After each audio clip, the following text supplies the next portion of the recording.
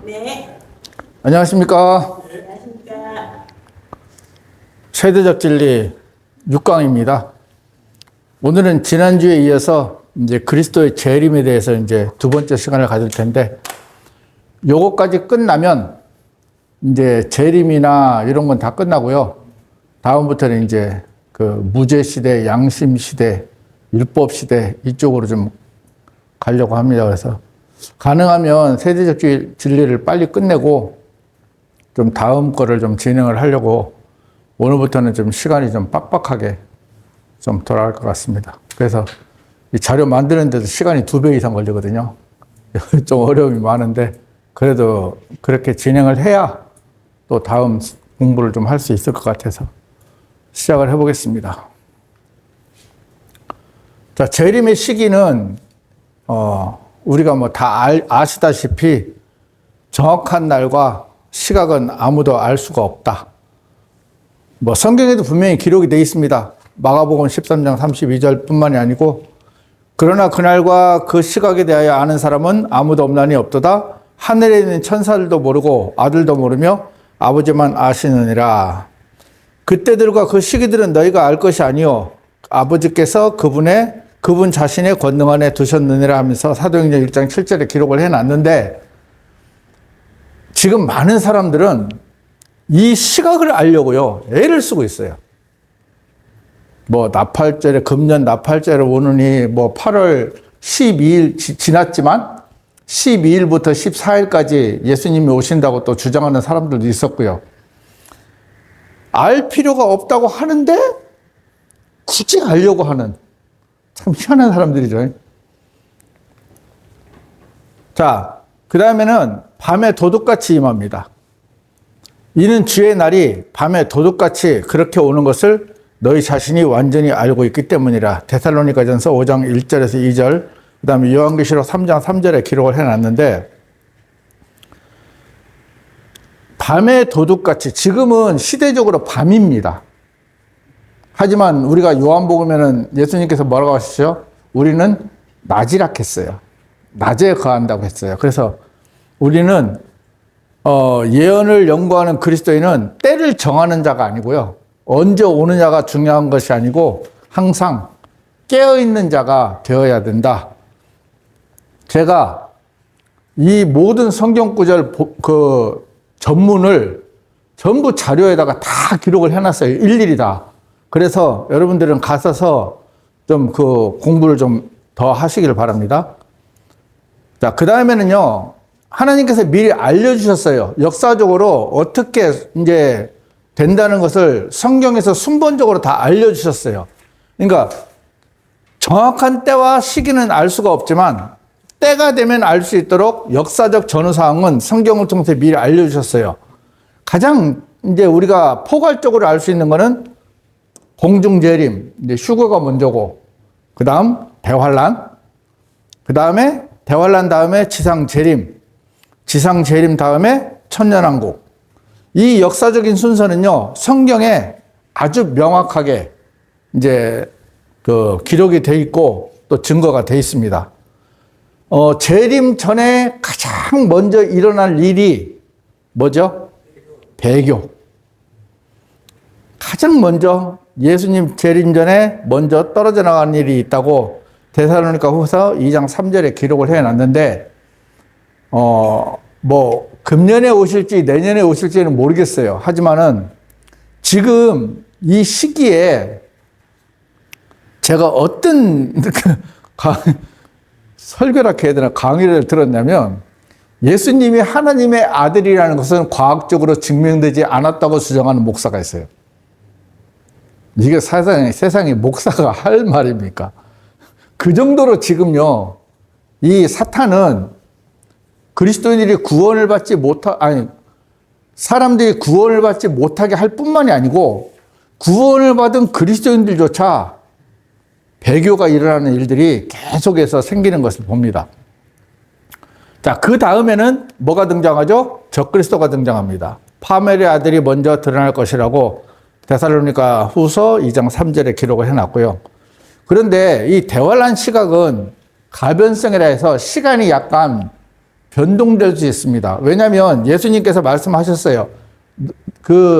이 환란이 안식일이나 겨울에 일어나지 않도록 너희들이 기도하라고 그렇게 이제 기록을 해 놓으신 거 보면, 유대인들은 절대 이 대환란의 어떤 그 시작점이 안식일이 되어서는 안 되거든요.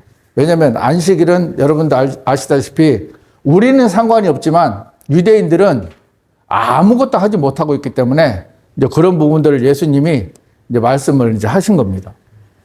자, 그 다음에 이제 왕의 임재. 자, 천년왕국은요, 왕이 없는 왕국은 존재할 수가 없어요. 천년왕국 전에는 왕께서 반드시 오신다. 요한계시록 19장, 20장에 분명히 기록을 해놨습니다. 그 다음에 통치자들의 부활.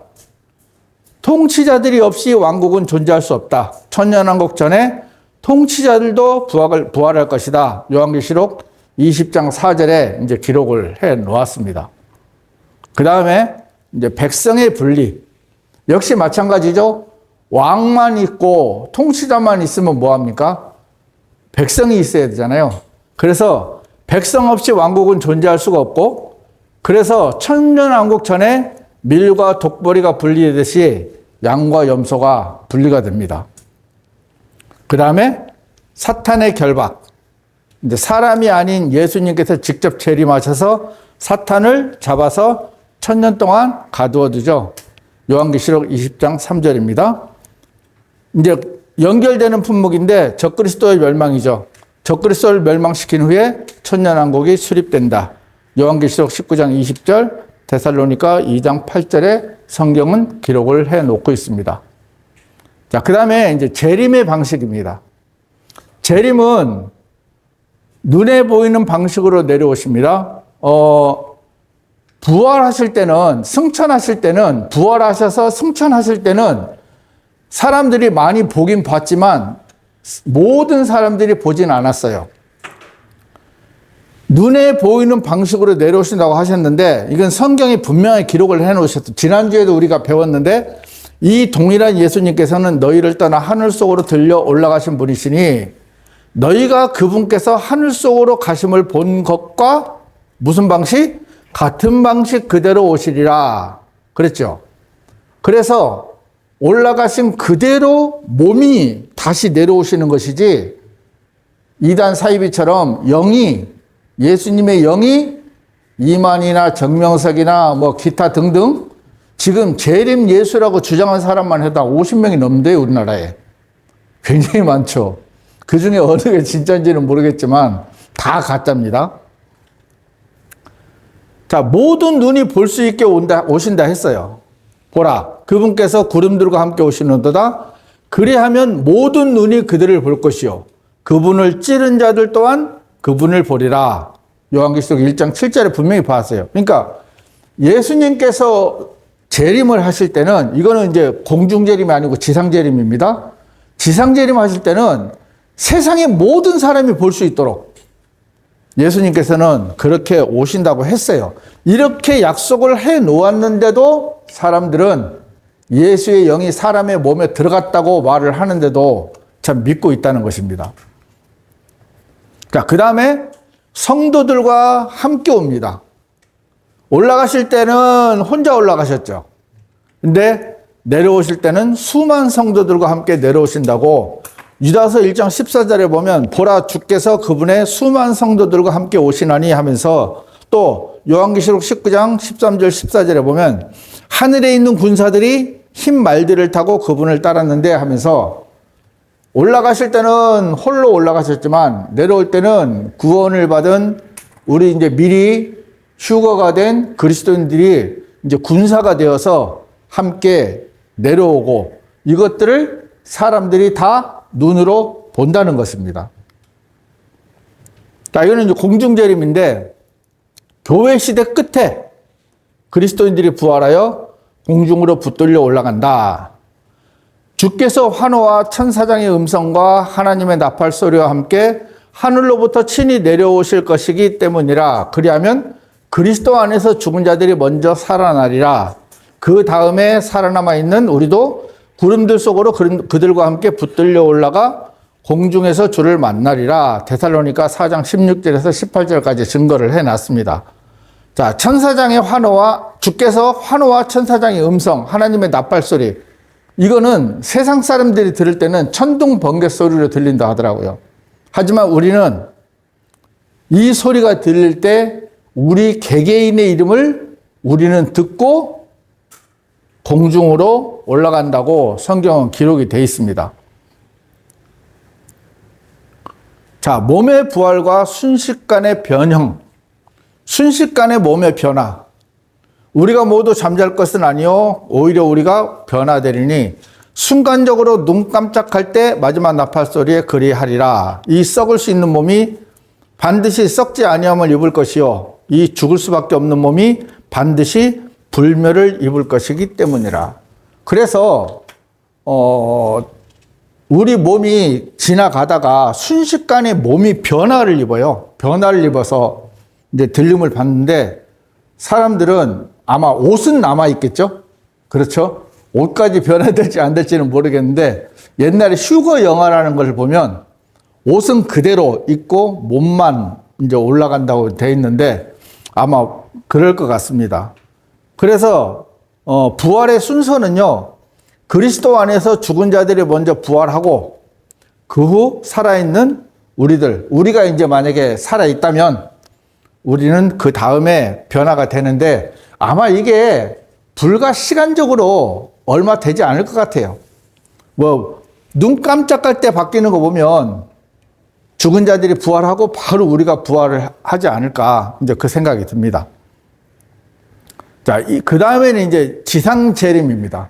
그 대환란이 끝나고 이제 예수님께서 친히 아까 수많은 성도들과 함께 오신다 했잖아요. 그 지상 재림입니다. 대환란 끝에 성도들과 직접 지상으로 내려오셔서 적그리스도의 군대를 이제 멸망시키는데 이때는 초림 때처럼 순환을 받기 위해서 오시는 게 아니고 권능과 영광으로 오십니다. 그날들에 속한 환란 직후에는 해가 어두워질 것이요 그때 땅의 모든 지파들이 애곡할 것이요 그들은 인자가 권능과 대단한 영광과 함께 하늘의 구름들 가운데 오는 것을 보리라. 마태복음 24장 29절에서 30절까지 이제 기록이 되어 있는데 이때는 심판자, 왕으로 오시는 거죠. 그리고 지상 재림하셔서 이제 심판을 하십니다. 유다서 아까 읽었던 14장 15절을 보면 보라 주께서 그분의 수많은 성도들과 함께 오시나니 모든 자에게 심판을 집행하려 하심이요. 또 유다서 1장 15절을 보면 그들의 모든 불경건한 행실과 불경건한 죄인들이 그분을 대적하여 말한 그들의 모든 험한 언사들의 유죄 판결을 내리시라 함이라 했습니다. 그래서 일단은 천년왕국 들어가기 전에 전적을 하시고 그 다음에 민족들을 심판을 하셔서 천년왕국으로 들어갈 자들과 지옥으로 던져질 자들을 이제 구별을 하시는 겁니다. 그 다음에 이제 지상 재림하셔서 천년왕국으로 들어가게 되면 있게 되는 이제 변화입니다. 그러나 나의 이름을 두려워하는 너희에게 의의 태양이 그의 날개들 안에 치유를 가지고 떠오르리라. 천년왕국에 들어가면 기본적으로 가장 빨리 죽는 것이 100살이라 하더라고요. 대략. 그 정도로 이제 병도 없고 또 사탄의 유혹도 없어서 죄를 짓지도 않고요. 그러나 그 와중에도 이제 죄를 짓는 사람들이 나타나죠. 자, 말라기 4장 2절에 보면 그리하면 너희가 밖으로 나가서 외양간의 송아지들 같이 자라나리라. 참 이제 회복이 되는 거죠. 점점. 또 이건 이제 전쟁인데 그 지상 재림 하시면서 이제 그 심판 이제 사탄과 전쟁을 하는 겁니다. 보라 흰 말 한 마리라. 또한 그 위에 타신 분은 신실하시고 진실하신 분이라 불렸으며 그분께서는 의로 심판을 행하시고 전쟁을 하시느니라. 요한계시록 19장 11절. 그 다음에 말 위에 타신 분의 검으로 살이 되었는데 그분은 그분의 입에서 나왔더라. 요한계시록 19장 21절. 그러니까 재림의 예수님은요, 어떤 인자한 예수님, 어떤 사랑의 예수님보다는 심판의 예수님, 전쟁의 전쟁하시는 분, 그 다음에 이제 왕으로 오시고, 그 다음에 통치자로 오셨다. 또, 초림 때 오셨던 예수님과는 완전히 180도 이제 달라지신 거죠. 자, 주의 날에 임할 때 이제 나타나는 현상입니다. 주의 날이 오기 때문에 그날이 임박하여 가깝기 때문이라 하면서 요에서 2장 2절에 보면 곧 어둠과 암울의 날이요 구름들과 짙은 흑암의 날이며 그와 같은 것은 지금까지 없었으며 그 후에도 심지어 많은 세대들의 연수들에 이르기까지도 더 이상 없으리라. 우리는 아무 상관이 없어요. 구원을 받은 그리스도인들은 아무 상관이 없는데 이제 이것은 구원을 받지 않은 또 대환란 시대를 지나고 있는 사람들에 대한 해당되는 거기 때문에 사실 이거는 어떤 희망적인 것이 아니잖아요. 굉장히 무서운, 그렇죠? 지금까지 없었으며 이후에도 심지어 많은 세대들의 연수들까지 없으리라 하는 것은 어마무시한 어떤 전쟁과 심판과 처벌이 이제 기다리고 있기 때문입니다. 그 다음에 우리가 이제 재림을 강조하는 이유는 물론 구원받은 그리스도인들이 천년왕국에 들어가서 통치자 역할을 하는 것도 중요하지만 누누이 제가 강조를 많이 하지만 예수님의 초점은 하나님의 초점은 어디에 있냐면 유대인한테 있어요. 그래서 대환란도 원래 유대인을 돌이키기 위해서 이제 시작하신 것이고 정해놓으신 것이고요. 그 다음에 예수님께서 원래 천년왕국도 하늘의 왕국이잖아요. 하늘의 왕국도 누구를 위해서 세우시느냐면 유대인을 위해서 세우시거든요. 그래서 재림 때 재림을 이제 하셔서 하시는 일들이 보면 첫 번째 유대인 민족의 대귀환입니다. 이집트에서 인도에 내신 사건, 우리가 일명 말하는 출애굽 사건이죠. 그때도 60만 명이 나왔잖아요. 어마어마한 인구들이 나왔지만 여기 보면 더 이상 이집트 지역에서 이스라엘 자녀들을 데리고 올라오신 주라고 불리지 않는다. 이거는 아무것도 아니다. 북쪽 지역과 친히 그들을 내모신 모든 지역에서 데리고 올라오신 주로 일컬어질 것이다.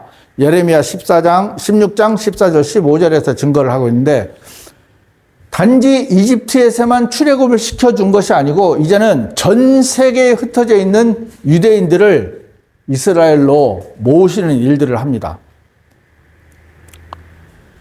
자, 전 세계에서 모으시는 이제 그 일들을 이제 증거하는 성경 구절인데 이사야 43장 5절에 보면 내가 동쪽으로부터 너의 씨를 데려오고 서쪽으로부터 너를 모으리라.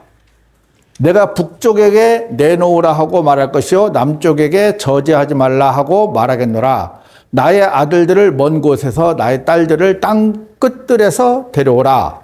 그러니까 세상에 흩어져 있는 몇 개의 나라에 흩어져 있는지는 우리가 잘 모르겠지만 지금도 이스라엘 백성들은 계속 귀환을 하고 있습니다. 그렇지만은 예수님께서 완전히 재림을 하실 때는 세상에 있는 모든 이스라엘 백성들을 이제 모으신다고 그렇게 말씀을 하셨습니다.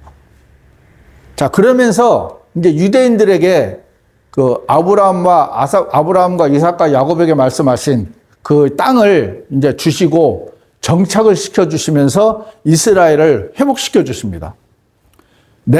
나는 그들을 세울 것이니 그들을 허물어뜨리지 아니하겠노라. 또 나는 그들을 심을 것이니 그들을 뽑아내지 아니하겠노라. 예레미야 24장 6절에 보면 이제 이스라엘이 더 이상 흩어져 있지 않고 약한 민족이 아니고 우리가 대환란을 통해서 하나님 앞에 온전히 회개를 하잖아요.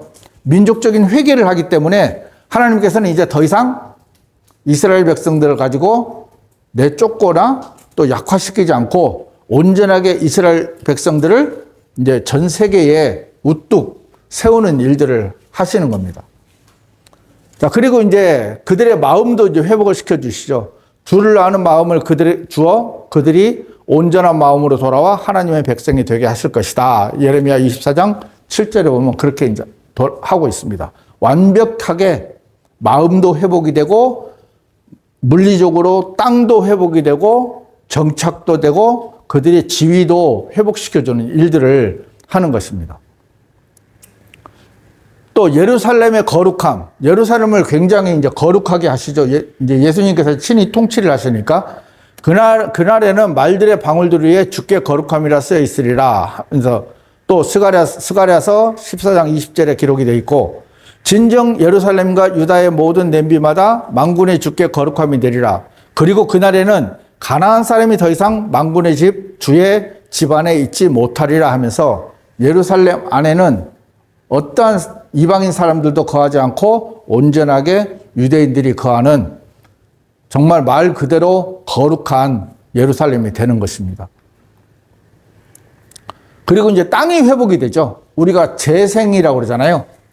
지금 환경 오염으로 말하면 말도 못하고 기후변화, 남극, 북극, 빙하가 다 녹고 이제 가뭄, 산불, 엄청난 지금 우리가 보는 것도 사실 어마어마한 환경 오염과 이제 땅이 이제 멸망이 돼 가고 있는데, 그 땅이 에덴 동산과 같이 토지가 회복이 됩니다. 황량하던 이 지역이 에덴의 동산처럼 거주하는 자들이 생겼도다 하리라. 에스겔서 36장 33절에서 35절까지 증거를 하고 있고요. 요엘서 3장 18절에 보면 산들이 새 포도즙을 방울방울 떨어뜨릴 것이요 주의 집에서 샘이 나오리라 하면서, 여기 이제 그림에 보면 황량한 사막과 같은 곳이 이제 완전히 에덴 동산과 같은 이제 그런 곳으로 이제 바뀌어집니다. 자, 그 다음에 이제 아까 말씀드렸던 양과 염소의 분리, 민족적 심판이 있습니다. 인자가 그의 영광 중에 올 때 모든 민족들이 모이리라. 그리고 그가 그들을 서로 분리시키리니 하면서 양과 염소를 분리시키는데, 이 심판의 기준이 뭐죠? 대환란 때 이스라엘을 도왔느냐, 돕지 않았느냐 하면서 이제 분리시켜서, 양으로 분리된 거는 천년왕국으로 들어가고, 염소로 분리된 민족은 지옥으로 이제 떨어지는 그런 이제 심판을 합니다. 그 다음에 이제 천년왕국으로 들어가면은 무기가 필요 없잖아요. 전쟁이 더 이상 필요가 없기 때문에 이제 무기의 농기구화, 그 다음에 전쟁이 끝나는 종식. 자, 그들의 칼들을 쳐서 보습들을 만들고 그들의 창들을 쳐서 가지치는 낫들을 만들리라. 민족이 민족을 대적하여 칼을 들어 올리지 아니할 것이니 그들은 또한 더 이상 전쟁을 배우지 아니하리라. 미가서 4장 3절과 이사야서 2장 4절에 거의 동일한 말씀으로 증거를 하고 있습니다. 그 다음에 이제 천년왕국 중에 이제 일어난 일이 끝없는 구렁을 사탄에 이제 결박을 하죠. 천사가 사탄을 잡아 천년 동안 결박하여 가지고 더 이상 속이지 못하게 한다. 그래서 천년왕국 때는 죄의 유혹이 없어요. 그런데도 인간은 죄의 본성을 가지고 태어나기 때문에 죄를 짓는다고 합니다. 자, 그 다음에 천년왕국 후에는 영원한 불의 호수에 던져집니다. 천년 후 잠시 풀려나 곡과 마곡을 미혹하나 하늘의 불심판으로 소멸되죠. 우리 요한계시록 20장 7절에서 9절까지 증거가 되고요. 마귀는 짐승과 거짓 예언자가 있는 불과 유황의 호수에 던져져 영원 무궁토로 고통을 받는다.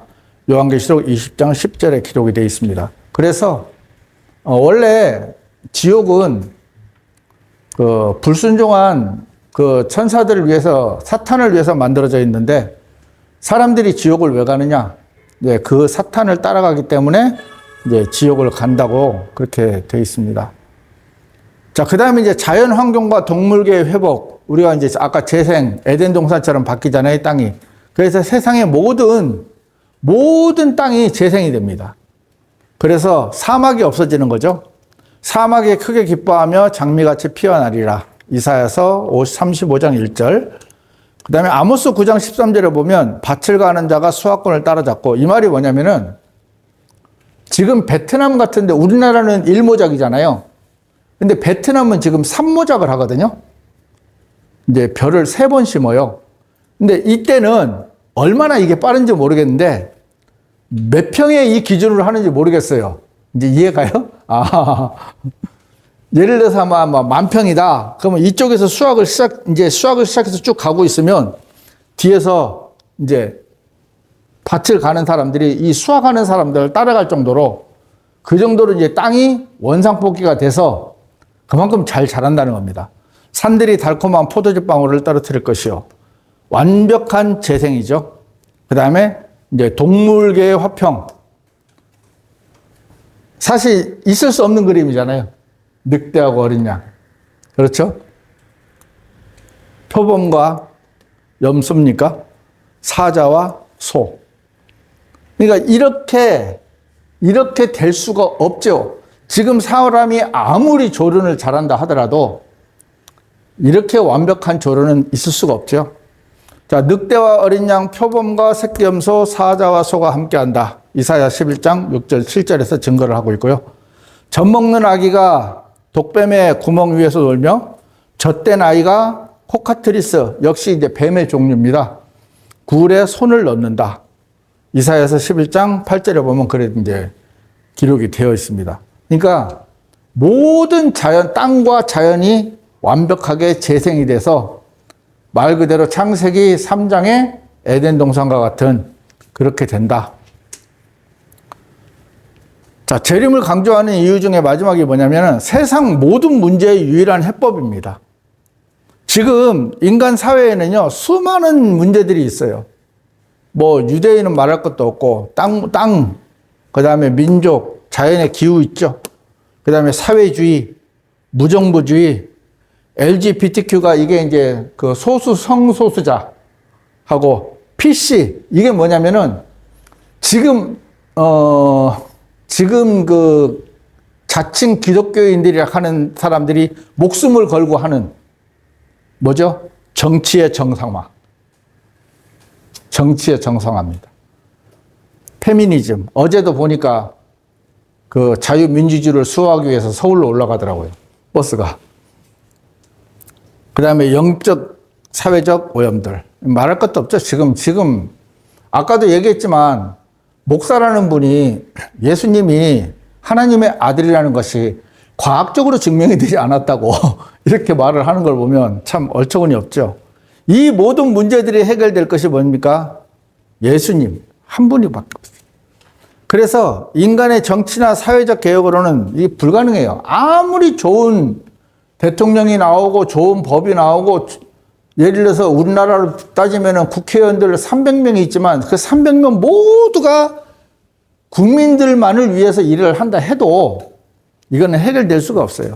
누구만이? 오직 예수 그리스도만이 오셔서 천년왕국을 세우셔서 예수님께서 통치하시는 나라가 돼야만 이 모든 것이 해결된다. 그래서 그 무천년주의나 후천년주의가 결코 이루어지거나 성립이 될 수 없는 것이 인간은 끊임없이 악해지면 악해졌지 결코 선해질 수가 없다.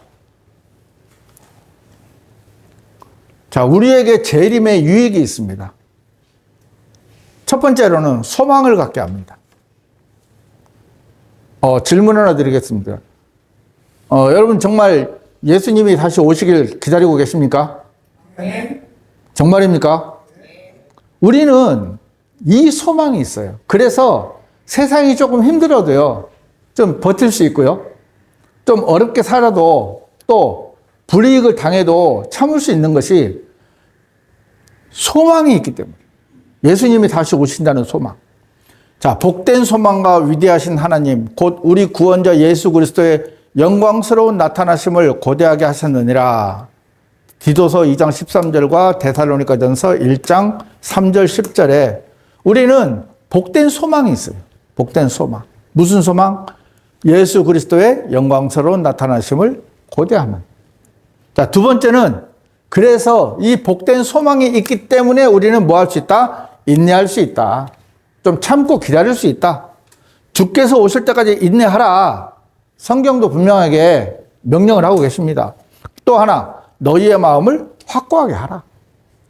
지금 눈이 강조하지만 예수님이 언제 오신다, 뭐 나팔절에 오신다, 언제 오신다, 장막절에 오신다, 뭐 8월 12일부터 14일까지 오신다, 아니면 내년에 오실 것이다.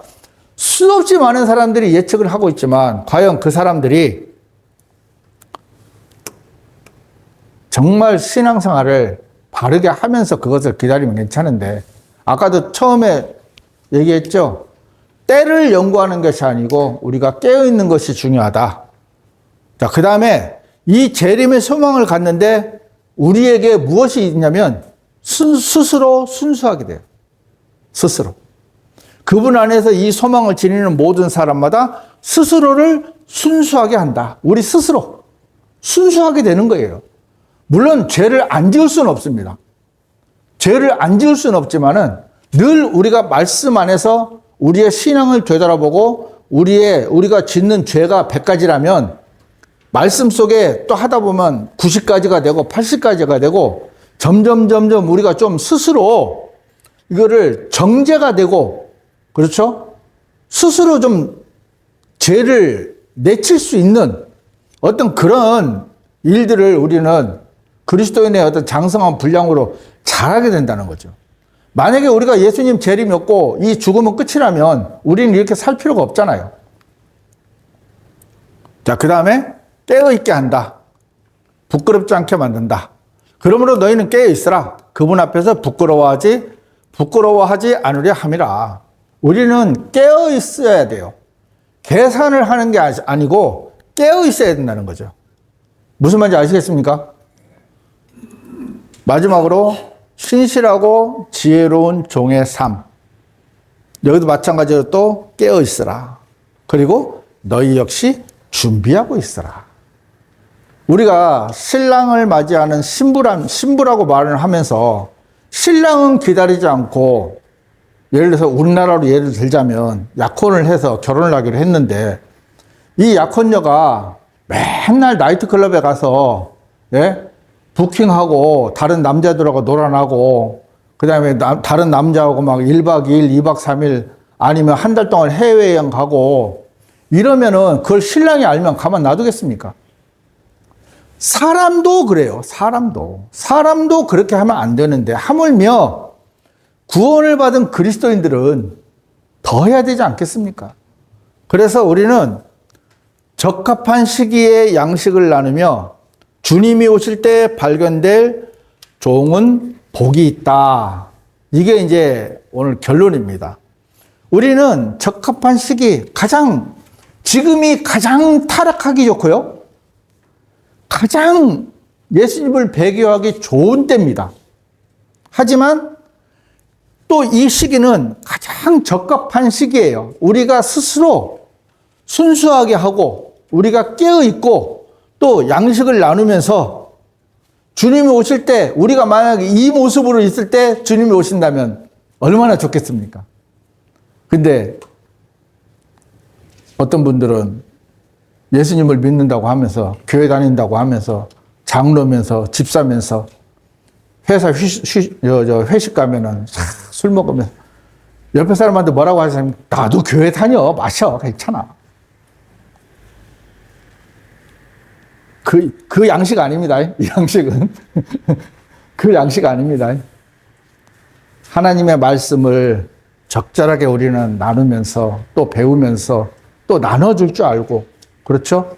그러면서 우리가 말씀 안에 머무는 우리가 가장 주님이 오실 때 발견될 종이라면 우리는 얼마나 좋겠냐고요.